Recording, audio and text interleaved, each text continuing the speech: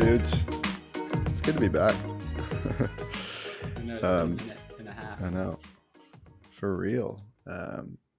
And I'm pumped for this conversation. I've been thinking about it all week since we decided this was gonna be what we talked about. And guys, just so you know, today we're gonna talk about sharing our feelings, just kind of getting to the bare bones of why is it so hard for men to share their feelings, and why is it even important for us to share our feelings. We're gonna dig into some different solutions around that and hopefully share from our own experience in a way that is helpful for you. But first things first, guys, I feel like it's only right that we ask each other, how you feeling? Calbs, you want to start? Yeah. I'm feeling really excited about being able to jump back in and do these conversations with you guys. I think it's one of those things where, years ago when we did this, we all really, really enjoyed it. And then we launched our film and things got crazy, and then COVID hit, and it's hard to believe that it's been nearly 3 years now since we were doing this. And with that, there's always a little bit of jitters because a podcast where you're having discussion with your friends that you don't normally have, especially in typical like masculine settings, it's an interesting experience, and it's definitely a muscle that needs to constantly be trained and exercised. So there's always a little bit of that jitters, but overall, I'm excited. Nice. How you feeling, Fletch? I'm feeling alive, present, activated. A little bit of the jitters as well. A little top heavy too. I've been sitting down for a while today, and I hold a lot of stress and anxiety right here in my traps. And so that can build up for me, and it can just feel burdensome. So that, with a combination of excitement, just to be here and have an intentional conversation around stuff that we've been talking about, but now we're kind of taking another step, which is sharing the conversation, being willing to be seen and heard, and hopefully, being able to share things that could make a positive impact on some ears. Cool. Ed, you want to give us the little I'll lowdown on how jump you're in. feeling, brother, so we can... For sure. A lot of feels. I mean, I think it's this combination of, it's funny to create a podcast called Dudes with Feelings. And sometimes it's easy to feel like, who are we to talk about this? But truly, we are simply dudes with feelings. And I think I can struggle with that sense of, I don't know what, just maybe imposter syndrome or some feelings around, just, I don't really, it can almost be like I'm not ready yet, or I'm not wanting to take that step, or yeah. And I think generally in my life right now, I feel grounded. I mean, right now, I'm sitting in a low squat because I've really been trying to get out of the chairs. It's been helping me just to be a little bit more in my body. So you're not in a chair? No, I'm sitting on yoga blocks. It's actually really nice. I recommend trying it. But I feel, I don't know, I'm always very achievement focused, and I can definitely get trapped in placing a lot of identity and achievement. So I feel like the last few weeks, it's been a lot of trying to shed that, let that fall off, and really just allow myself to be in it and to enjoy it more. There's this sense that I notice myself of like waiting to live, if you will. If only we could get to the third podcast, right? Or if only I could get to this, to after Friday, or whatever the thing I have is coming. I don't know. There's this spirit of waiting to live that I'm really trying to confront, and just be more present to enjoy it. Because I do feel incredibly blessed and privileged to be able to have these sort of conversations with people that I love. And then I'm curious to know from you guys, like, what it's interesting. Like, I was so tempted to just share the positive feelings, right? I wanted to share. I don't want to be, it's so hard to create that space where I'm going to immediately share like where I'm struggling, which, if we sat and talk long enough, there's areas I'm definitely struggling in my life. And I'm sure you guys can relate to that. Why is it so hard? Why is it so hard to create genuine spaces, especially as men, where we can open up, be vulnerable, and share how we really feel? For me, I immediately think about the word environment and how that plays such a role in our development. So I think as kids and as young boys, we're taught and reinforced to be strong, be strong, be strong. And that becomes the narrative. And so we end up believing that as our story. And then as we age and get older, that sense of being strong is more so a sense of suppression. So we haven't really learned the skills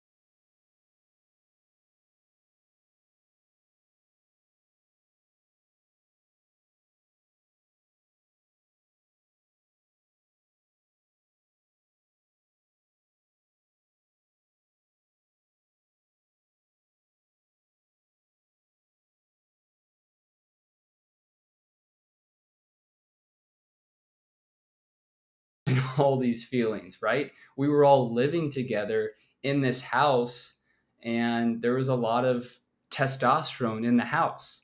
And when there's a lot of testosterone, things can bubble up and can erupt in a lot of ways. And so it just became something where we started to have a lot more honest conversations with each other and what we were really going through. And I think that level of vulnerability started to create deeper relationships. Yeah, Fletcher reminds me. I mean, you were just in Charlotte recently, and we were about to do some workshops, and I just remember we were struggling a little bit to like align and connect. We hadn't seen each other in a minute, and um, it just reached a point where we were trying to force ourselves into the work, into preparing for this workshop, um, and just I hadn't been able to really get clear with you with what I was experiencing, and kind of going through some ups Mm, and downs in my relationship, and just things were heavy. I felt really heavy, but I hadn't communicated that to you. And it really reached the point where I almost had a breakdown, where we were, it was either we're going to talk this out or we're both turning around and go in different directions. Um, because there was so much stuck and so much stored in there. And I was thinking about, why was it so hard for me to get, like, why did I have to get to the point of nearly breaking down for us to have a genuine conversation where I could be vulnerable with you and you could actually get a sense of where I was coming from and why we might have been struggling to connect in that moment.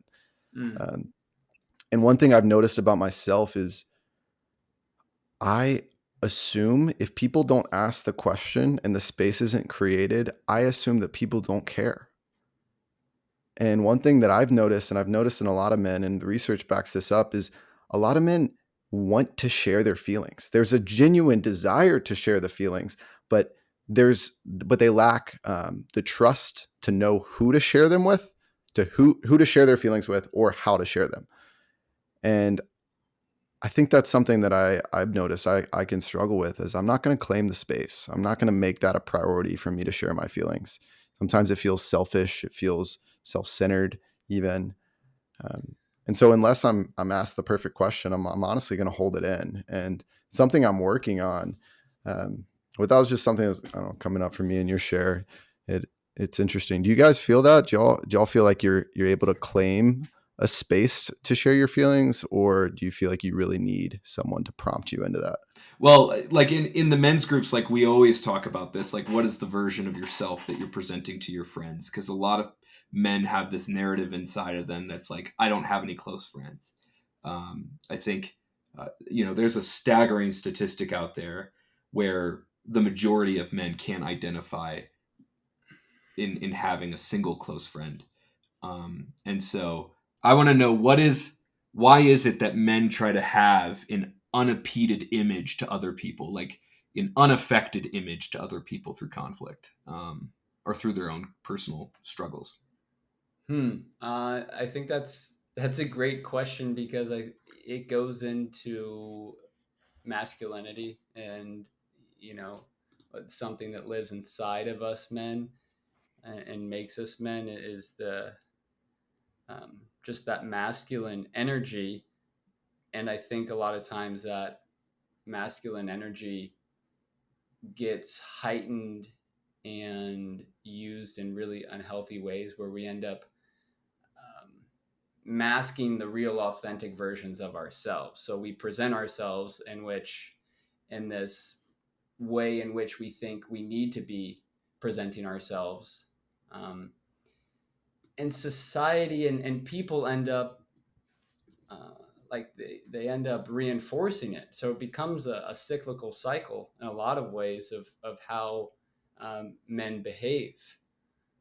My grandparents grew up in a generation where everything was very buttoned up, right? Like my grandfather was not someone who talked about his feelings. He didn't even say, I love you, uh, to my grandmother often at all, like didn't show affection in any way, shape, or form, because his father didn't show him affection.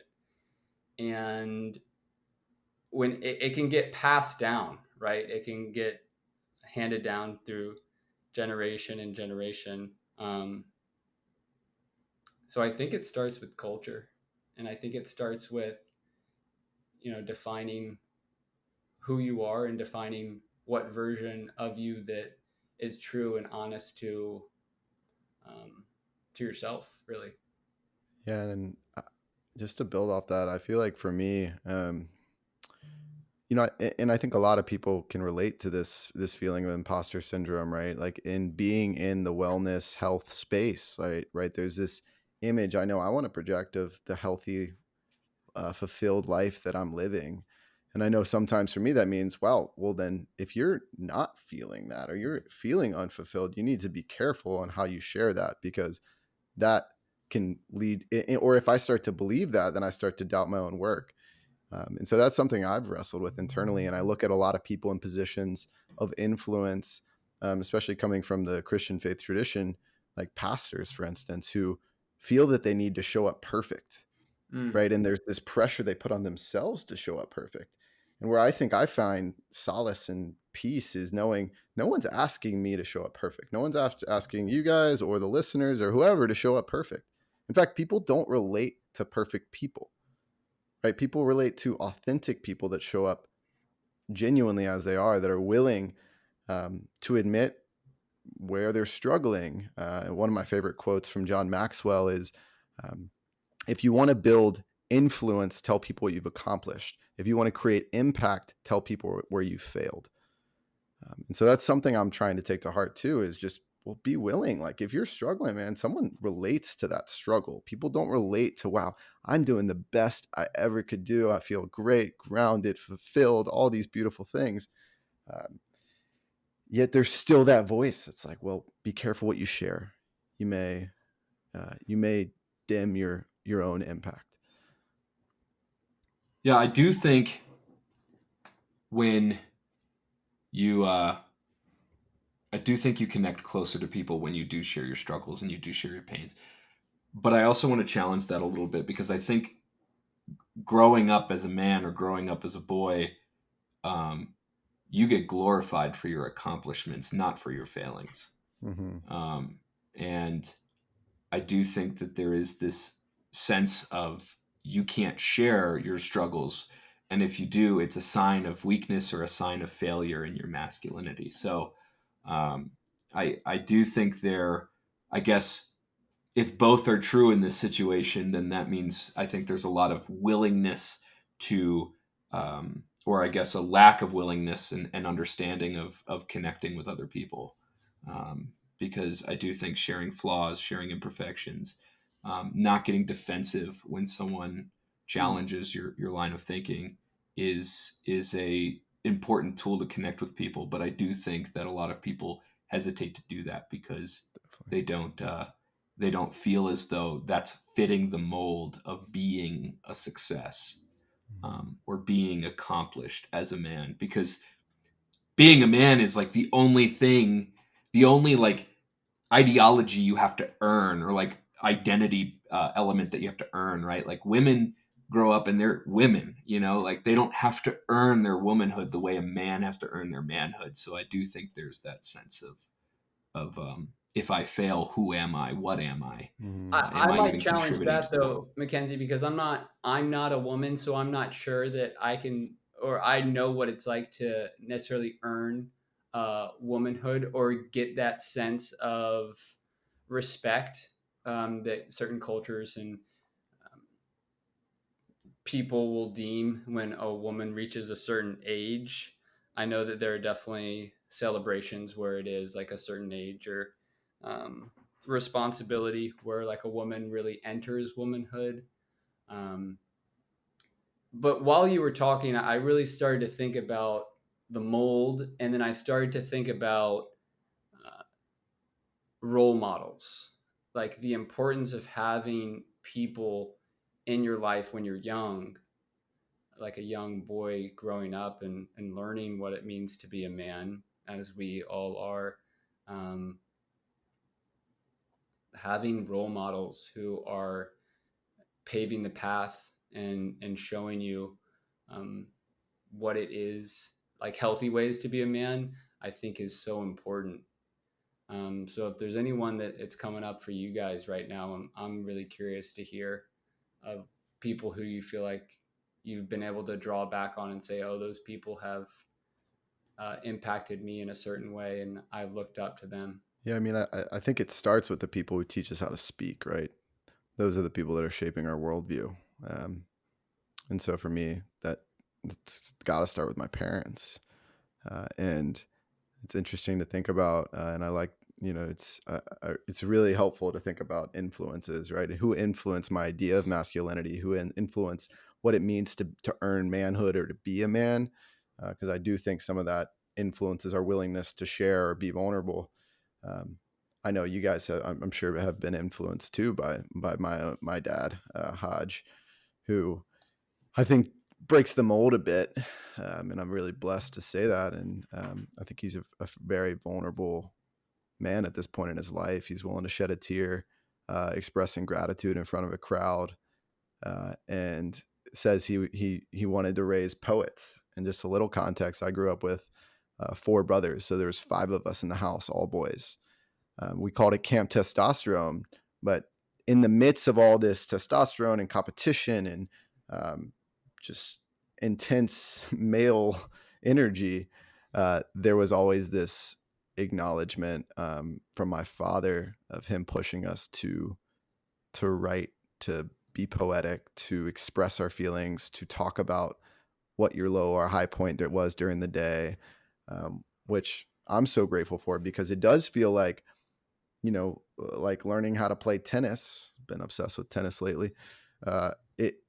It comes with practice. To learn how to be vulnerable, it really is a muscle we have to work. To share our feelings is a difficult thing to do, and I know of a lot of men who just didn't practice that and are trying to learn that in their older years, which can be tough. And I think I definitely have a lot of grace and willing and acknowledgement that I'm very blessed that I grew up in that way.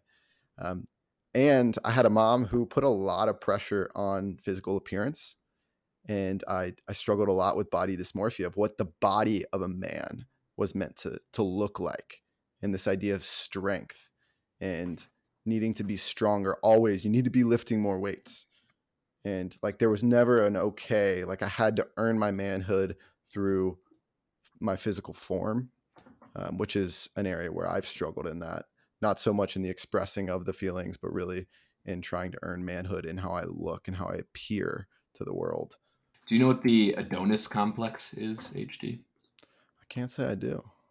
So it's basically like instilling this insecurity experience for boys and men, that a man needs to be all muscular, all strong, all fit. It like comes from like some Greek ideology, but it is like an actual thing where men grow up being influenced to feel as though they need to be all muscular and tall and tone and not an ounce of fat on their body. It's like very similar to body dysmorphia, but it's specific to how men are being influenced. Flea, I want to go back to what you were saying about women and culture. But before I do want to mention that I think a lot of boys get their first taste and influence or mentorship in their masculinity through other boys. And I think the fact that a lot of boys can't identify a male mentor in their life or a positive male influence in their life is part of the problem of this idea that we need to be all successful and we need to be all accomplished. Because it kind of starts in like preschool, right? Like boys start ripping on other boys for not fitting in that masculine mold or their understanding of the masculine mold, and then it grows, and beyond that, before you know it, like you're not getting your influence for masculinity from your father or from an uncle or someone who's, mature. You're getting your influence from a masculine image that is in the eyes of like a 6-year-old. So I do think that's an issue.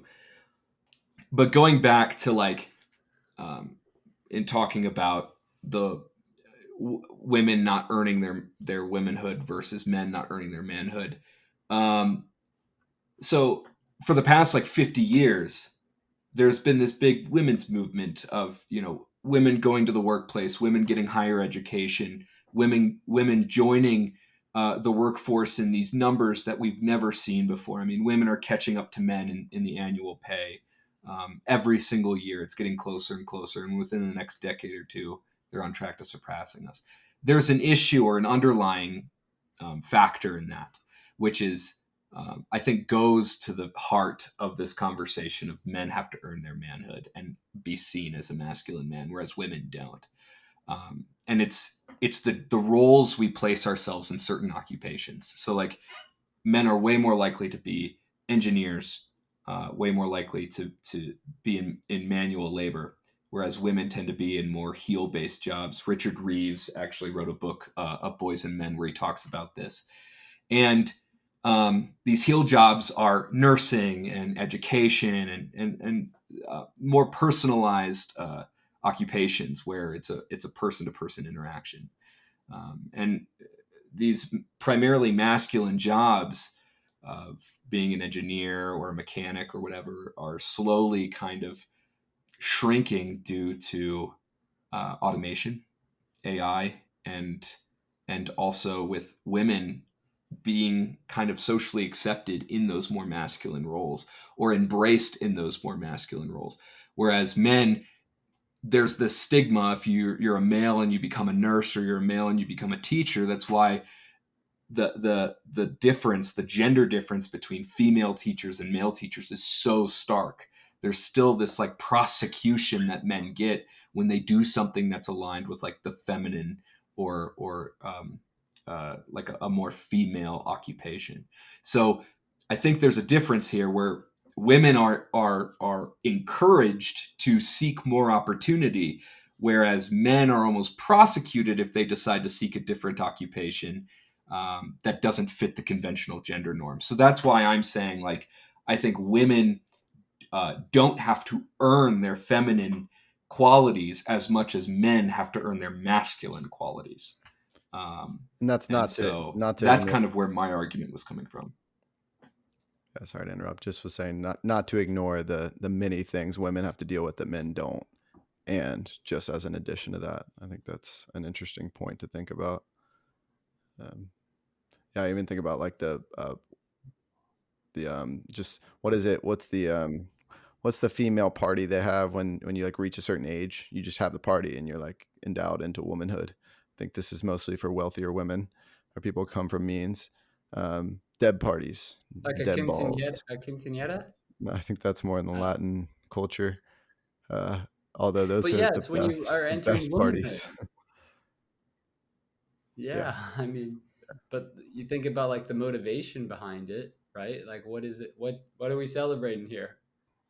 I was just gonna say, because in African culture, I just remember learning in the Samburu tribe, to become a man, to become a warrior, means you literally it's crazy. You have to kill a lion, and that is like the mark of becoming this warrior for your tribe. Is you literally have to go out and kill a lion. And I mean, obviously, people died trying to do it, and you don't have a weapon. You have to kill a lion with your bare hands, and it's crazy. I mean, just hearing some of those stories from the tribesmen on how they managed to do that, some of the scars that I saw, just crazy things. But I think it's historical. It's cross cultural. This sense of earning your manhood. I want to bring up the point here of where do you feel like you don't necessarily, and like who is judging really whether you earn your manhood? Because I feel like manhood and stepping into that role is not a negative thing. It's actually like a positive thing. But I think when we say it's something that you have to earn and you can't get there unless you make it through this threshold, per se, which I think, Henry, what you were talking about is like it's different across different cultures and everything. Um, but what is that threshold here in the Western world, in the States more say, and who is defining it? It's a good question, man. I mean, I think a lot of it gets defined in our own heads, right? On the story we write about what it means to be a man based on the people that have influenced me or us, depending on who it is. Um, and there does seem to be a large influence coming from the media that we consume. I know that I can think about the influences, the direct influences of my parents, but I can also, and I'm sure you guys in the audience can think about people that have influenced you in films, right? People you've looked up to as like, that's a cool man. Like a lot of male role models get created in films, TV shows, where we see ourselves in that person, or we desire to see ourselves in that person. And Mm. and what's hard is a lot of times we're creating completely unrealistic expectations of what it means to be a man. And we are continuously, one, disappointing ourselves, feeling like we're failing, and striving for something that is largely unachievable or unrealistic. And so I just think it's a good place to be aware of, right? What do I think it means to be a man? Um, and just a good place to play. This conversation is helping me even kind of bring some of that to light. I think it gets dangerous when we base our identity around those things, and so the media, film, like you were saying, HG are such influential things in our world. I would even add, I guess this goes under the media umbrella, but hip hop. Like hip hop influences so much of the way men and women dress. It affects our language. It affects how we treat women, and so yeah, that was just another thing that was bouncing around my head and definitely influenced me as a young kid. It's so much bigger than that too. It's how we're raised as well. And I think there's this very stark difference between how parents raise men versus how they raise or boys versus how they raise girls. Um, and I think there's a stark difference between coaching and teaching to boys and girls too. And so I think it's also influenced from the top down. And media is a huge element of that. I actually think generations of people have been impacted by media. I mean, you even go back to all the way to World War II. They were making videos that would play in front of movies that would say that, if you want to become a man, like being a soldier is the way to do that.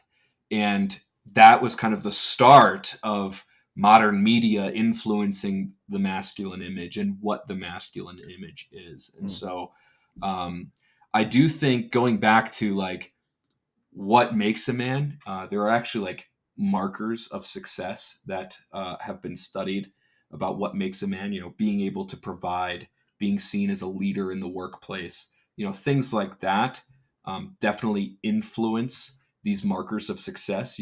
I'm not a man unless I can provide for my family. I'm not a man unless I'm able to like rise the ranks at work and end up being someone in a manager position or a leadership position. And so I think when you fail at reaching those things because, your life takes a different trajectory or you're interested in something else, I think the issue is social prosecution and judgment of men who who who aren't fitting that category, who aren't the breadwinner of their family. There's still a massive stigma for a stay-at-home dad versus a stay-at-home mom. And so I think the ones who are keeping us constrained is cultural generally, but it's the way we were raised and our expectations we have for ourselves mixed in with the social influences of our neighbors and our friends. There's a great quote that came from a study in the 1990s. It's my favorite quote when we talk about this. And it's, women are oppressed by their gender roles and men are restricted and constrained by theirs. Men's gender roles are rooted in keeping you on a narrow path. And as soon as you stray from that, you're no longer considered a masculine man. And therefore, that's a negative thing on your identity based from our culture. I think you're bringing up such a huge point, and I'm thinking while you're talking about the feeling that gets associated with that, of when you stray away from the narrow path and when you get maybe this sense of rejection from family and friends and society at large. And I think it causes the feeling of shame and guilt. So I think that feeling is a feeling that a lot of men go through, is this internal shame and guilt, and then they don't have the proper language or friends or connections in their lives to then share that, bringing it back to the whole conversation around feelings. Yeah, I mean, those got to be two of the toughest feelings to share: shame and guilt. I mean, I think if we were to go around the room right now and say, "What are you feeling shame around?" Like that would give butterflies to me to have to share that. Um, and I wanted to share an interesting piece of research I found just in the preparing for this. Is actually related to World War II, which you're referring to, McKenzie. And there was a study they did where they invited a group of people to watch a World War II documentary on the bombing of Hiroshima and Nagasaki. And they split the group into two parts. And half of the group was told to suppress their emotions as they watched this incredibly intense, emotional film. And the other group was told to just feel what you feel, embrace your emotions. What they found is there was a physiological, in the group that was suppressing their emotions, there was a physiological response. Their heart rate increased, their blood sugar increased, and they were unable to focus. So they were actually more distracted from watching the film because of their need to suppress.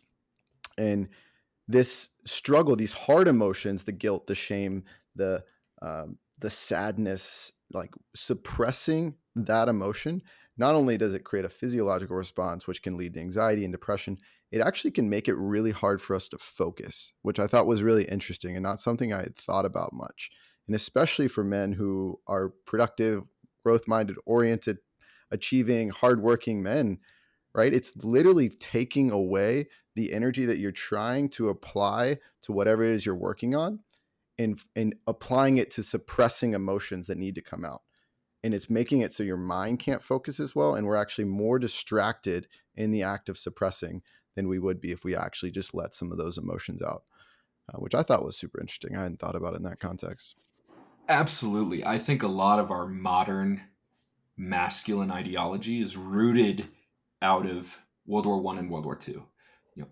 Men were not only encouraged to become soldiers, but it was almost a demand in a lot of families to become a soldier. That was the way you would earn your manhood. And what is a soldier, right? A soldier is one who has to suppress that personalization or of those emotions that are happening when you're seeing horrible things take place, and you have to conceal those and hide those for the betterment of the group and for the betterment of the country to be able to push through the horrendous aspects of combat.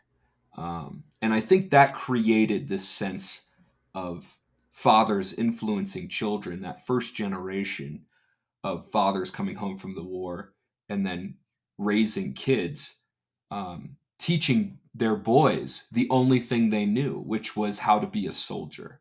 That's how you become a masculine man, right? And so I think that has continued from generation to generation because men have repeatedly kept themselves on the, quote unquote, straight and narrow.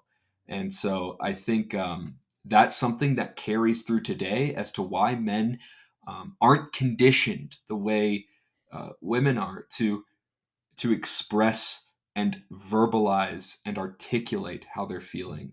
It's because for generations we've been suppressing those feelings, and it's almost become second nature to men, for men to not make their needs a priority.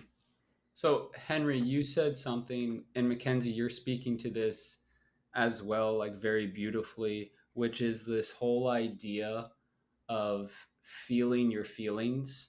And a lot of times I feel like that is the first step, right?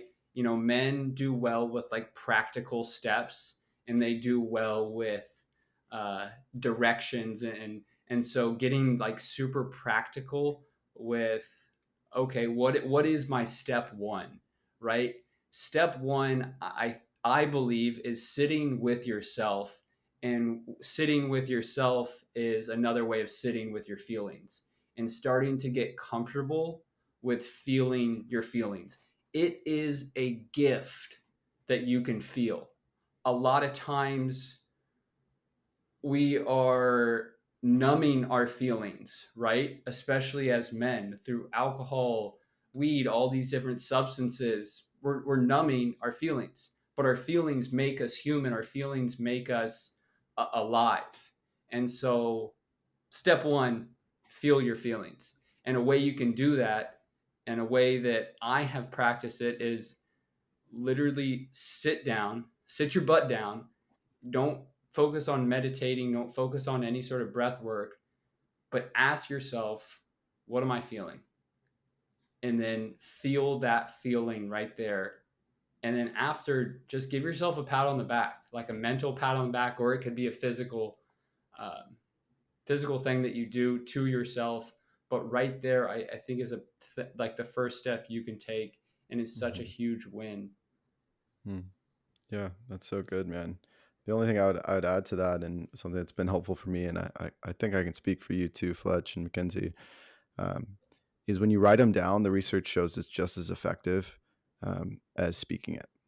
And if you do have a journal, and if you can do this 3 times a week, where you actually sit and you answer the questions Fletch just mentioned, what am I feeling and why might I be feeling that way? And you just let yourself journal on that, um, and really sit with it. It's about learning to cultivate that awareness, because something happens when I'm aware of, oh, okay, I'm feeling this, and I think it's because I'm holding on a grudge to my partner or something. There is a ability to let that go without even needing to express it. Um, if you can write it down, you can be aware of it. And so I think that's an incredibly powerful practice. I think what you said, Fletch, is step one. We need to grow the awareness. Step two is can we begin to express it? If you have someone you trust, it's great to talk to them, therapist, or close compadre. And if not, then go to the page and let yourself write, because I know it sounds silly, but it really is incredibly effective. Yeah, I think people's feelings are the physical reactions to people's emotions, right? And those emotions are going to arise whether you're suppressing them or not. Those emotions are going to be inside of you whether you want them to or not, because that's what makes you human. And I think the important thing for men specifically is to not let their emotions be reflexive or reactionary. Do not let their feelings become reactionary, right? Because if you can mix your association with your emotions in with critical thinking, you're actually learning more about yourself, your own self-knowledge, than you've ever learned before. There's a great book on this called Emotional How, I've got it here, How Feelings Shape Our Thinking. And it's a great book that dives into the evolution of humans feeling emotion and why it's important to mix critical thinking with your emotions so that you can come out with a feeling that's more healthy in your association with your emotions. So It's good. I think that's a huge element of being able to do these steps that you guys are doing, is being aware of the fact that even if you're suppressing them, they're still there. There's nothing you can do about emotions coming up in your life. Nothing. That's good. You can't stop an emotion from coming up. So one thing that we learned in teacher training when we were doing our yoga teacher training, Fletch, and I thought you modeled this beautiful at the beginning of this session too, is actually just starting with the body. I think you kind of said that, Fletch. Just what is the sensation I'm experiencing in my body? Because our mind is allocating a feeling to the sensation. And if I can understand the sensation, then I'm going to be more aware of the feeling I'm associating to it. And so, I think that's that body awareness ends up becoming a piece of that's been really helpful for me as well. In starting with that sensation, Fletch mentioned his trap. Like, what is that? What is the feeling? But it starts with the sensation. He's sensing something in his trap, and then he's making it mean something in his mind. So just maybe ask yourself, what am I feeling in my body right now? What sensations am I feeling? And that's a great place to start when you want to talk about your feelings. Feelings are so cool. I think that feelings are really cool. They're something that are, they come and go, right? They're fleeting.